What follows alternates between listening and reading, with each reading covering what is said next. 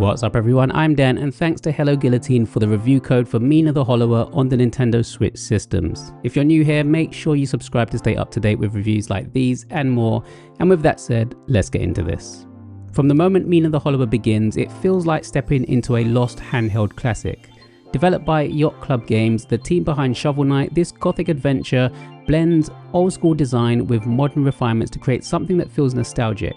The result is a dark, challenging and deeply rewarding adventure that confidently carves out its own identity while still reminding you of classics like The Legend of Zelda: Link's Awakening.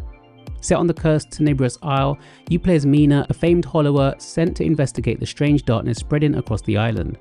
The story leans heavily into Victorian Gothic horror, but it balances the eerie atmosphere with quirky humour and memorable characters. The world has plenty of personality, making exploration feel consistently rewarding.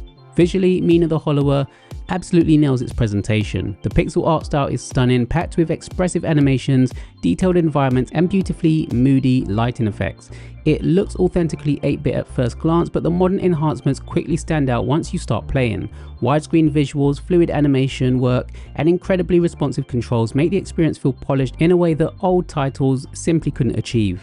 The game especially shines in handheld mode on the Nintendo Switch systems, where the crisp visuals and darker atmosphere feel perfectly suited to portable play. The soundtrack deserves just as much praise. Jake Kaufman's chiptune score is phenomenal throughout, delivering haunting melodies and energetic battle themes that perfectly complement their gothic aesthetic. The music constantly enhances the mood whether you're cautiously exploring abandoned ruins or fighting through intense boss encounters. Gameplay is where Mina the Hollower truly excels. This is an action-adventure game heavily inspired by early Zelda titles, but with combat and progression systems that also borrow ideas from more modern punishing games. There's definitely a hint of Dark Souls in the structure. Defeated enemies drop bones, which act as both currency and experience, and dying causes you to lose your entire stash until you successfully reclaim it. Lose again before reaching it and it's gone permanently. It sounds tough and honestly it can be. Mina the Hollower is not afraid to challenge players. Enemies hit hard, healing resources are limited, and boss fights demand patience and pattern recognition. Early on, I found myself dying very often, especially while trying to learn how the healing system works and when to conserve resources, but eventually it all clicks. A huge reason for that is Mina's signature burrow ability. By holding the jump button, Mina dives underground, allowing her to avoid attacks, reposition around enemies, and navigate hazards. It's an incredibly versatile mechanic that impacts nearly every aspect of the gameplay. You'll use it to discover hidden items, solve puzzles, and even bypass enemies with shields by burrowing behind them before attacking. The choice of the different weapons available completely changed the flow of battle. Faster dual blades make Mina agile and aggressive, while heavier weapons force you to commit to slower, more deliberate attacks. I particularly enjoyed how the burrow mechanic complements every weapon style differently. It creates a constant risk versus reward decision where positioning matters just as much as attacking. The RPG elements also add surprising depth. Trinkets offer passive bonus that can dramatically alter your build, improving plasma reserves, extending burrow duration, or granting special movement abilities. Combined with sidearms and weapon upgrades, the game encourages experimentation without becoming overwhelming. Exploration is another standout aspect. Tenebrous Isles feels interconnected, mysterious and packed with secrets. Hidden paths, optional encounters and collectible rewards constantly encourage curiosity.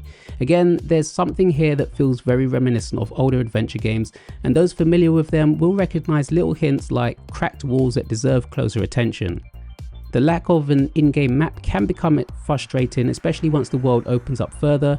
It's probably my biggest criticism of the game because certain areas can become quite difficult to track after several hours. Thankfully, the accessibility options help make the experience more approachable for different players. You can tweak movement speed, damage modifiers, and several gameplay variables to either make the adventure easier or even more challenging. It's a fantastic inclusion that allows players to tailor the difficulty without compromising the game's core identity. On Nintendo Switch 2, Mina the Hollower also benefits from a free upgrade pack that adds higher refresh rates, larger screen resolutions, HDR support and Joy-Con 2 mouse features. While the original game already plays wonderfully in handheld mode, these additions make the presentation feel even smoother and sharper on the new hardware. Mina the Hollower succeeds because it understands exactly what made classic action-adventure games special while modernizing those ideas in smart ways. It captures the satisfaction of discovery, the tension of difficult combat, and the joy of slowly mastering a challenging system. Yes, it can be punishing. Yes, getting lost occasionally becomes frustrating, but beneath that challenge is one of the most rewarding retro-inspired adventures in years. For players who grew up with classics like Zelda, or anyone craving a dark, challenging action-adventure with incredible atmosphere, Mina the Hollower feels like something truly special. Mina the Hollower releases on the Nintendo eShop on the 29th of May, priced at $17.75 in the UK and $19.99 in the US. Does this look like one you'll be picking up? Let me know your thoughts in the comments below. Thanks to you as always for watching, and until next time.